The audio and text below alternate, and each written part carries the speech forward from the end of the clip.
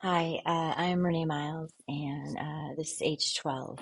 And I've been asked to supply a 3 to 5 minute video demonstrating the effectiveness of our organization's programming. And I'm watching a clock, so I'm going to try and go fast. This is difficult to describe. I've been encouraged to grow this organization and do more. But the hardest part has been um, describing what we do, defining it, and putting it into words. I don't usually even talk about what I do, and certainly we're meeting people in some of the worst moments of their life, and it's private, and it's hard to define. Maybe we're standing in the gap. If I had to name a niche, we stand in the gap for people, and we help them before they can get to help, and we help direct them to help, help them get on their feet, if you will. I've asked some people for permission to talk talk and show their picture. Um, to try and describe to you our programming a little bit, share with you what we do.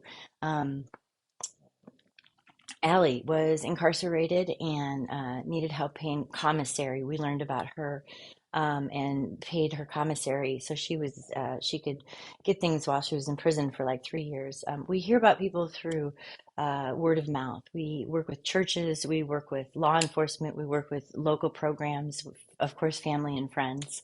Um, uh, Probably the beginning of age 12 was Richard. Over 20 years ago, he was living in a tent on the railroad tracks, and I was working in Holland, Michigan, and he had come in from Indiana, and I was fortunate to be able to walk with Richard in his life and help him get an apartment and a vehicle, and he's doing well today, even. Um, and Amanda and Andrea were ladies coming out of incarceration and didn't have any place to go here in the Grand Rapids area, and they stayed with Edge 12 till they could get on their feet. Jeff was in a separation, just needed a place to go, not quite ready for homelessness. Abe came to us with some drug and alcohol issues and went to recovery from here. And Greg has stayed with us and still does periodically and does some work for Age 12. Last year, we heard about people in the local community needing home repairs, being under inspection and not being able to afford it. And Greg went and did the repairs, and we pay him to do that. And we got 4 houses off the inspection list. These are people, the elderly people that couldn't do it themselves. And Jackie came to us through some marital problems, and she's back home with her kids. They stayed with age 12. Sadie works with H12 through some disabilities. She can't work in every venue, but she's an incredible blessing here, just 1 day a week for a couple of hours. I wish I could have her more. Um, and Ari and her family get groceries from H12. There's things I don't have pictures of. A lot of things go on. We spent $200,000 last year. Things like, computers for kids that needed them to do work from home, and replaced work trucks and cribs. And we hear about things, and we say yes. And Year before last, we built an apartment. The reason I incorporated, because it was more expensive than any of that, and we just recognized the need as people were staying with us for a separate, place where they could have some independence.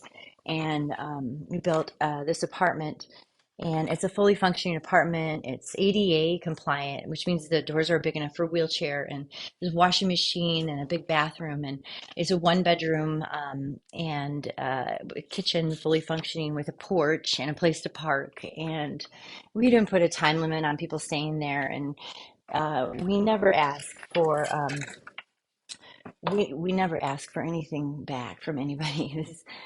There's no strings. We just want to say yes, and we want to give some hope in sometimes an otherwise hopeless world. And I just have a passion for people that are hurting and need help, and want to say yes when there's no other choice. And I've done that enough to grow this, and I like to do more of this. People need help and hope. Tangible, it's hard for that to be tangible. I've only got some recidivism statistics. Last time the Department of Justice did that in 2021, 99% in Michigan, people who go back to prison. And I know three ladies here who didn't 7 years ago, 5 years ago, 1 year ago, and they're still home. And that's not because of us, but those are the stats that I have, and they're breaking the odds, and people are helped, and and maybe they have some hope. And thank you for listening.